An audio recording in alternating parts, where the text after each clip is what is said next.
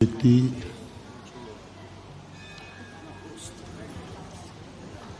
उस उपादान शक्ति को जागृत करे जो स्वयं की शक्तियों को प्रकट करता है। मुमुक्षु उपादान शक्तियों पर विश्वास करता है, क्योंकि उपादान शक्ति स्वाधीन होती है, उपादान शक्ति शाश्वत होती है, उस उपादान शक्ति खुद की होती है।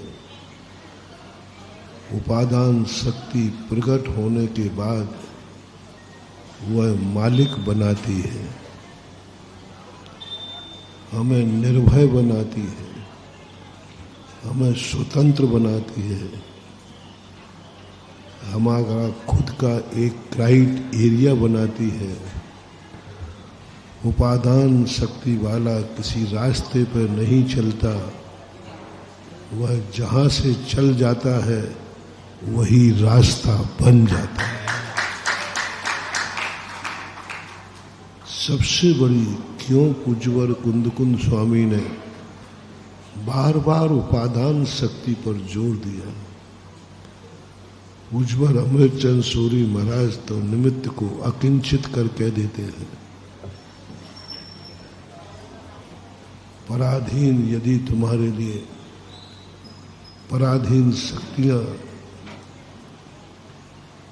कभी भी तुम्हारे लिए निसहाय कर सकते हैं। उपादान शक्ति एक बार प्रकट होने के बाद, जैसे कहते हैं ना, स्वयं का यदि सब्जी की दुकान है तो वह स्वयं की दुकान का मालिक है, और करोड़ों की संपत्ति की फैक्ट्री है, उसके बावजूद भी वहां पर वह नौकर है। 1 करोड़ रुपया पैकेज मिलता है तो भी क्या कहलाएगा? नौकर ही कहलाएगा, पराधीन ही रहेगा, दास ही रहेगा। उसे हमेशा भय सताता रहेगा कि कभी भी सेठ मुझे निकाल सकता है। वो काम कर नहीं रहा है, उसे काम करना पड़ रहा है। कल अपन ने इसी विवक्षा को समझा था। काम करना पड़ रहा है। थोड़ा से आराम लेने की बात आ जाए तो डर जाएगा कहीं बॉस आ न जाए। और जहां हमारा भय बना रहे, उस कार्य में यदि तुम्हें जन्नत की भी सेवा मिले तो कोई मतलब नहीं।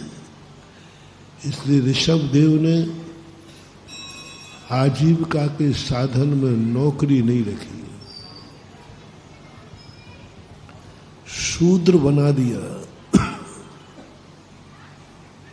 लकड़ी को खाती बना दिया, लकड़ी बनाने वाले लोहार बना दिया, यहाँ तक कि उपानय बनाने वाले को व्यवस्था दे दी कि यदि तुम्हें रोजी रोटी करने के लिए, पेट भरने के लिए जूते भी बनाना पड़े तो।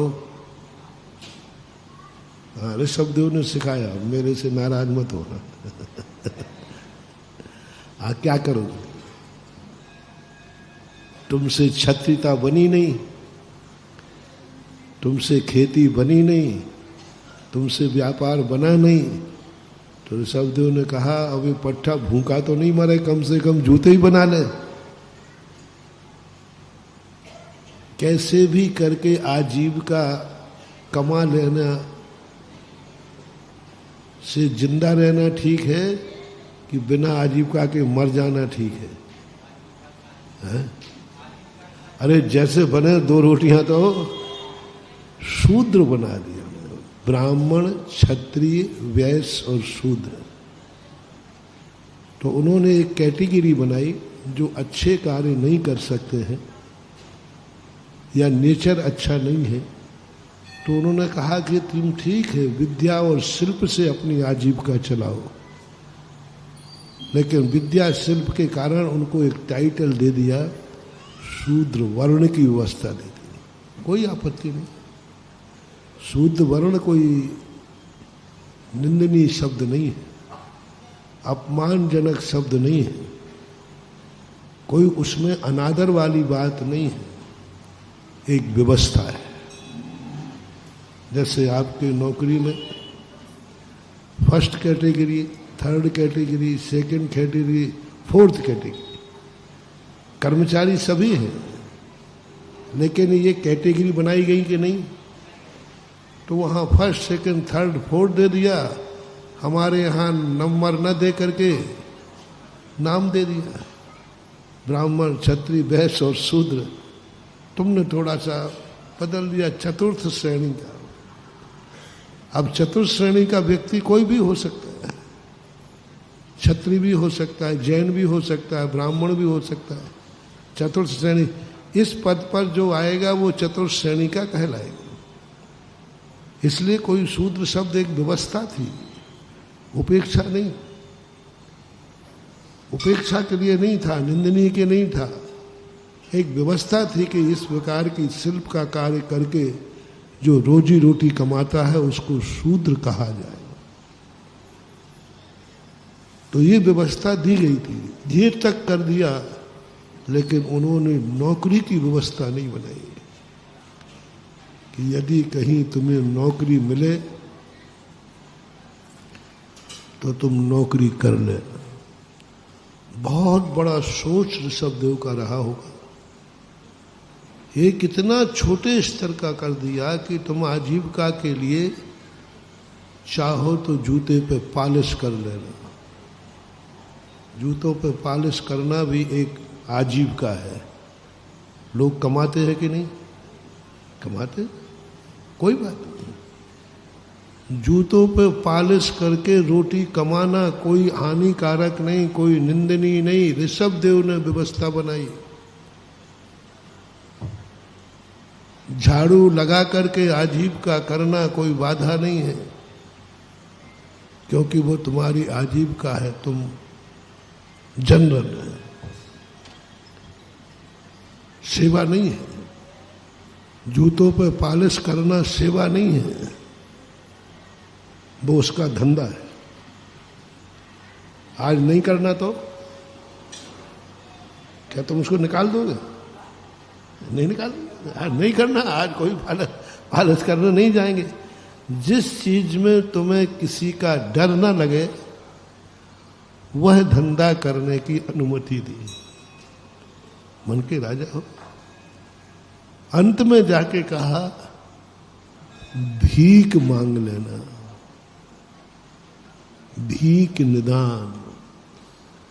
हमारे शांति सागर महाराज कहा करते थे, उत्तम खेती मध्यम वान, जघन नौकरी भीख निदान। नौकरी में और भीख में यदि कोई दो में से एक चुनना पड़े तो आज के युग में बहुत अचंभा लग रहा है। महाराज जी क्या बात कर रहे हैं आप, सारा देसी नौकर। आज तो लोग नौकरी के लिए तो मर रहे हैं। हम तो नीति बता रहे, जो सुना है इस पर सोच रहे ऐसा क्यों। एक और नौकरी है और एक और भीख मांगना है, तो उन्होंने कहा भीख मांग लेना। अब ये नीति आई है तो अपन को कुछ सोचना तो पड़ेगा। आखिर इतना भीख मांगने तक की बात कह दे में, क्योंकि भीख मांगने में भय नहीं है।